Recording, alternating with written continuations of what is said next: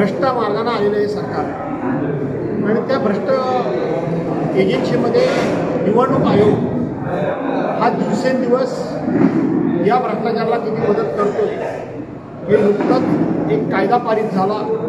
तो कायदा असा होता की यापूर्वी झालेलं मतदान हे शेवटपर्यंत सुरक्षित ठेवलं जायचं, परंतु जसं आम्ही लोकांनी 2024ला महाराष्ट्राच्या विधानसभेच्या निवडणूक आयोगाने पत्र केंद्र सरकारला पाठवलं आणि केंद्र सरकारने एक कायदा केला की झालेलं मतदान 45 दिवसाच्या वरती घेता येणार नाही।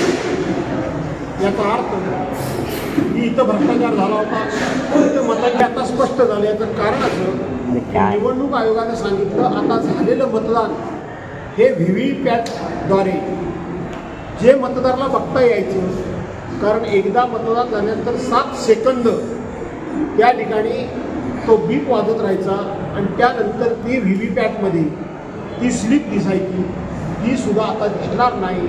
याचा अर्थ हे सरकार उद्याच्या जिल्हा परिषद पंचायत समितीच्या निवडणुकीमध्ये स्थानिक स्वराज्य संस्थेच्या निवडणुकीमध्ये विरोधी पक्षाचं मतदान चोरणार, हाच त्याचा अर्थ आहे।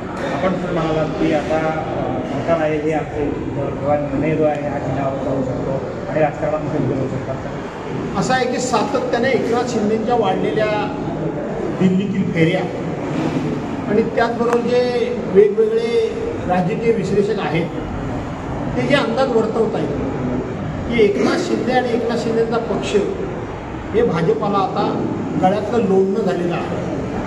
त्यांचे दिवसांदिवस बेशिस्तपणे वागणारे मंत्री, अतिशय अस्लाद्य भाषा, बोलण्यामध्ये कुठल्याही प्रकारचं तारतम्य नाही आणि म्हणून आता यांना जवळ ठेवायचं नाही, अशा पद्धतीनं भाजपाची एकंदरीत रणनीती दिसते आणि त्या रणनीतीचा भाग आणि त्याचबरोबर 3.5 वर्ष उद्धव म्हणजे शिवसेना ही जी चोरली गेली आणि निवडणूक आयोगानं नियमबाह्यरित्या शिवसेना हे नाव गद्दार गटाला दिलं, निशाणी गद्दार गटाला दिली, बाळासाहेब ठाकरेंचा पक्ष नावसुद्धा गद्दार गटाला दिलं आणि म्हणून हे लोकशाहीला मारक आहे। त्यामुळं सुप्रीम कोर्ट पुन्हा एकदा मूळ शिवसेना ही बाळासाहेबांचे वारसदार म्हणून उद्धव बाळासाहेब ठाकरेंना देणार असं एकंदरीत वातावरण दिसतंय आणि त्यामुळं मला असं वाटतं की लवकरच महाराष्ट्रामध्ये खूप मोठी राजकीय उलथापालथ होईल। पण जे कोणी भांडतायत ते विरोधकांना निधी दिला जात नाही म्हणून भांडतायत का? नाही ना, ते वैयक्तिक स्वार्थाकरता भांडतायत। त्यांना काहीतरी वैयक्तिक स्वार्थ आहे, त्यांची वैयक्तिक काहीतरी अपेक्षा आहे।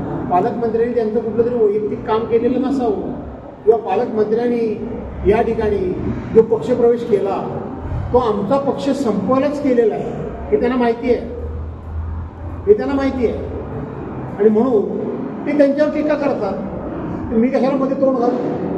माझ्यामध्ये तेवढी ताकद आहे, मी तेवढा समर्थ आहे की माझ्या मतदारसंघामध्ये टाइम्स डिजिटलला लाईक करा, शेअर करा, सबस्क्राईब करा आणि बेल आयकॉन दाबायला विसरू नका। Times digital.